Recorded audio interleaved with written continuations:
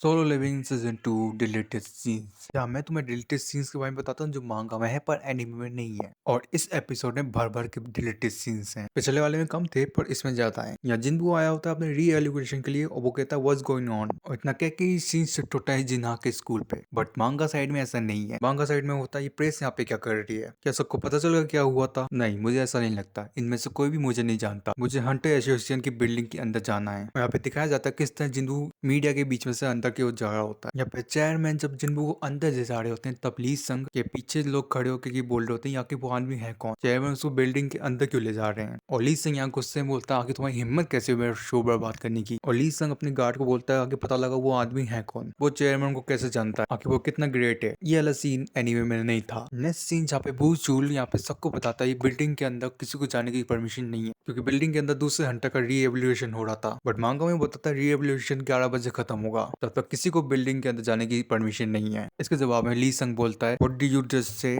मुझे पूरे 30 मिनट इंतजार करना पड़ेगा। आज यहाँ पे अवेकन हंटर मौजूद है। क्या तुम उस आदमी के बारे में बात कर रहे हो जिसको चेयरमैन बिल्डिंग के अंदर लेके गए खुद? रिपोर्टर यहाँ पे मौजूद है और मेरा रिवोल्यूशन 11 बजे का है, इसे मुझे अभी अंदर जाना होगा। और यहाँ पे वो एनी वाला सीन आता है जहाँ ली संग बोलता है लिसन, क्या तुम मुझे नहीं जानते, मैं ली संग हूँ। बूचूल बोलता है जब आपका रिवोल्यूशन शुरू होगा तो 11 बजे अंदर जा सकते हैं। और वही यहाँ पे गुस्से में अपने बारे में डिटेल में बताता है कि यूजिंग कंस्ट्रक्शन हंटर एसोसिएशन का सबसे बड़ा प्रोजेक्ट है। इसके फादर यूजिंग कंस्ट्रक्शन के वाइस प्रेसिडेंट हैं। जरा सोचो हंटर एसोसिएशन को कितना पैसा मिलता होगा। अभी तुम्हें अपने घुटनों में बैठा होना चाहिए। क्या तुम्हें ये रिपोर्टर्स दिखाई नहीं दे रहे? तुमने इन सभी कैमरों के सामने मेरे साथ से ट्रिक करने की हिम्मत कैसे की? You sure you can handle the consequence? बूचुल यस व्हाट, तो अपने आप को समझते क्या उस हंटर में कुछ खास बात है? And look at this scene, this is pretty better. उसके साथ बूचुल बोलता है will you be able to handle the consequence mister Lee? तुम्हें कौन सा सीन सबसे ज्यादा पसंद है, मांगा का या एनीमे का? क्योंकि मुझे तो ये वाला सीन सबसे ज्यादा पसंद है। और ये वाला सीन छोटा सा है पर मैं ऐड कर देता हूँ। जब चेयरमैन को पता चलता है जिन्बू एक से ज्यादा शेडोज को बुला सकता है तब मांगा में जिन्बू कहता है मैंने इसको कई बार किया है और लोगों ने मुझे देखा भी है, और मैंने हाल ही में हाई ऑक्स को भी अपनी आर्मी में शामिल किया है, तो छुपाने का कोई मतलब तो है नहीं। एनीमे में जब जिन्बू को सब मीडिया देखती है तो Jinwoo is chill, no tension. But manga में this is panel what is all this. दुनिया को पता चलता है जिन्बू है 10th S rank Hunter Korea का। और यहाँ बीच में ली संग की कुछ फालतू की बातें तुम्हें पढ़ना है तो पढ़ लेना। एनीमे जब मीडिया को पता लगता है जिन्बू 10 एस रैंक हंटर है तो सब उसकी सब जा रहे होते हैं, पर मांगा में लुक एट द सीन, चेहरे को देखकर पता चल रहा है उनको कितना अच्छा मसाला मिला है।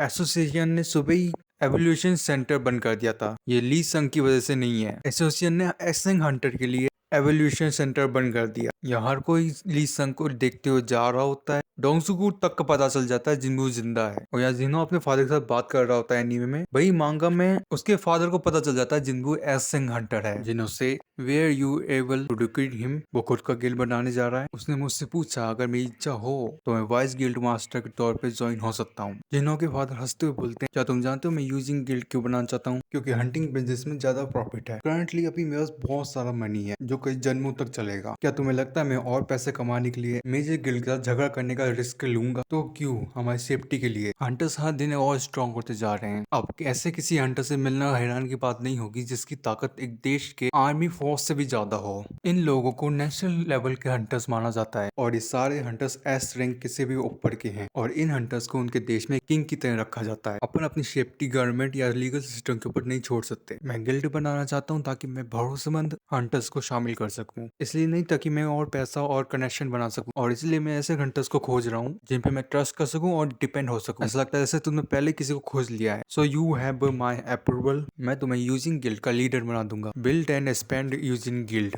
Gather up to a strong hunters gate you can trust and make then your alliance. और फ्यूचर में तुम्हारी सबसे वैल्यूबल एसेट होंगे। Thank you father but I can't accept your offer, I am going to join Jinwoo's guild. दूसरी तरफ जिन्बू building के बाहर खड़ा होकर ये सोच रहा होता है ये सारे रिपोर्टर्स मेरी फोटोज क्यों ले रहे हैं, ये ली संग की फोटो क्यों नहीं ले रहे। और रिपोर्टर्स एक ही बात पूछे होते हैं आपको कैसा लग रहा है, आपका एक्सपीरियंस कैसा है वगैरह वगैरह। इनसे निपटने के चक्कर में तुम थक जाओगे, चलो मैं तुम्हें घर लेके चलता हूँ, मेरे पीछे आओ। और जैसे जिन्बू टेलीपोर्टर यहाँ से निकलता है ये बंदा उसकी पावर को महसूस कर लेता है। और जब ये पिछले जिन्बू से मिला था तब वो वीक था थोड़ा सा, बट अभी वो स्ट्रॉन्ग है बहुत ज्यादा। और ये समझ जाता है जिन्बू जिन्बू लेवल अप कर सकता है। एनीमे में जिन्बू अपना ड्रैगर बेचता है, लेकिन मांगा में जिन्बू अपनी क्रिस्टल बॉल ही बेच रहा होता है, जिसको देख के ये बंदा बोलता है मैंने अपने टाइम पे कई सारे आर्टिफैक्ट देखे हैं, लेकिन मैंने ऐसी रेड क्रिस्टल बॉल कभी नहीं देखी। मैं यकीन नहीं कर सकता इस मैजिकल बॉल की एम्पलीफिकेशन रेट 100% है। यहाँ तक कि बड़ा से बड़ा भी आर्टिफैक्ट क्राफ्ट्समैन 50% एम्पलीफिकेशन की रेट पे एक आर्टिफैक्ट बना सकता है। मिस्टर जोइंग संग भी इसके लिए मोटी रकम देने को तैयार है। इसको देखते हुए शॉकमैन जिन्बू से पूछता है ये तुम्हें कहाँ मिला? जिन्बू कहता है इसी मुझे डेंजन में मिला। जिन्बू पूछता है ऐसे और आर्टिफैक्ट यहाँ पड़े हैं क्या? मुझे जल्दी से डीमन कासल को क्लियर करना होगा ताकि मैं होली बोतल बना सकूं। इसके लिए मुझे ऐसा कुछ चाहिए जो मुझे आग से बचा सके। फायर अटैक मैजिक यूजर्स के लिए सबसे कॉमन अटैक है। ये समझ नहीं आता कि संग जुगल और जोइंग चूल फायर अटैक कर सकते हैं। टक्स और मेरे शैडो मैज भी। एनीमे में जिन्बू के घर के नीचे कोई मीडिया नहीं होती, बट मांगा में मीडिया भी होती है और व्हाइट गिल्ड मास्टर के लोग भी। जहाँ जिन्ना जिन्बू बोलती रिपोर्टर्स अभी भी हमारे घर के बाहर हैं। जिन्बू बोलता है मैं क्या करूँ, जाके उनको डांट के भगा दूं? नहीं, ऐसा नहीं करना है। वैसे तुम्हें काफी ज्यादा हेट कमेंट्स आ रहे हैं। हेट कमेंट्स मैंने क्या किया ऐसा? तुमने उन रिपोर्टर्स को इग्नोर किया, याद है?